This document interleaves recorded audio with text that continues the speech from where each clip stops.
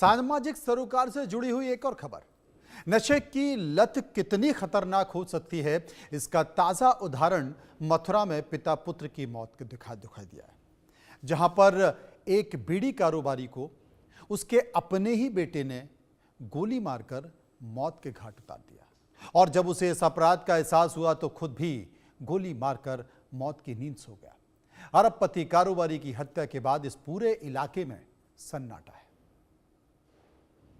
के वृंदावन में करोड़पति बीड़ी कारोबारी के बेटे ने पिता की सीने में गोली मारकर हत्या कर दी, फिर अपनी कनपटी में पिस्टल से गोली मारकर अपनी भी जान दे दी।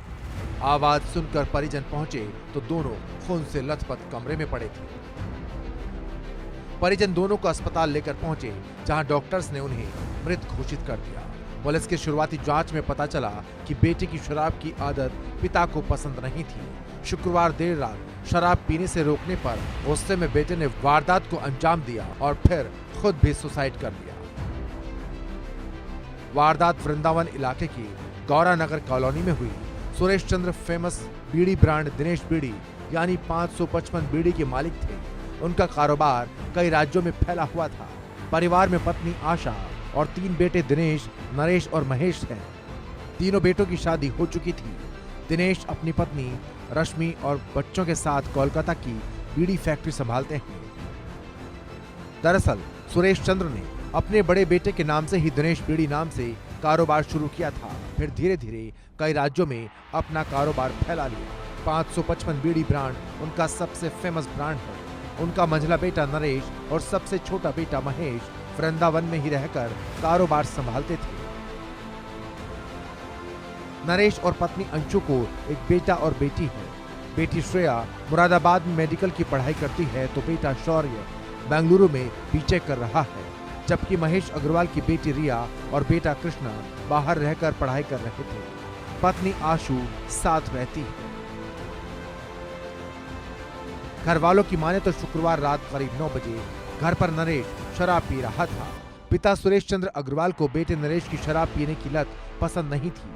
रात में भी उन्होंने बेटे को शराब पीने पर टोका तो ये बात नरेश को नागवार गुजरी तो वो पिता से झगड़ा करने लगा।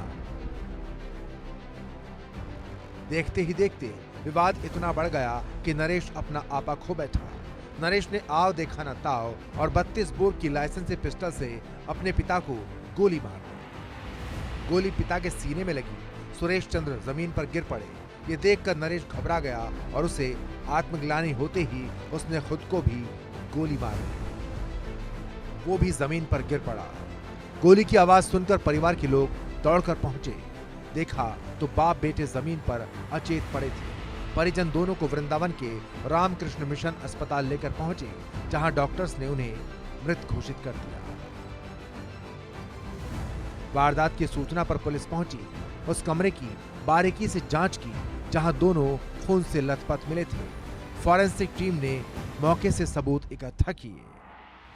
कोतवाली वृंदावन की गौरा नगर मोहल्ला है, जहाँ के सुरेश चंद्र जी थे।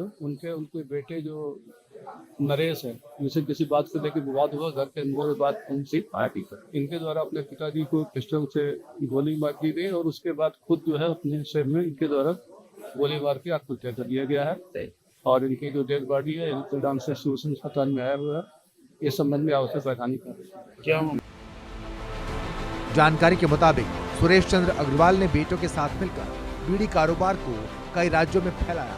बड़े कारोबारी के रूप में अलग पहचान बनाई। उन्होंने मथुरा वृंदावन ही नहीं, पश्चिम बंगाल में भी कई प्रॉपर्टी में बड़े निवेश किए थे। वहां उनकी कई बेशकीमती जमीनें हैं, जिनकी कीमत आज अरबों में है। जानकारों का कहना है कि उनका बेटा नरेश आक्रामक स्वभाव का था। छोटी छोटी बातों पर गुस्से में आ जाता था। उसमें शराब पीने की भी लत थी। हालांकि इन सब के बावजूद नरेश सामाजिक कार्यों में हमेशा सक्रिय रहा था। Bureau report, India news.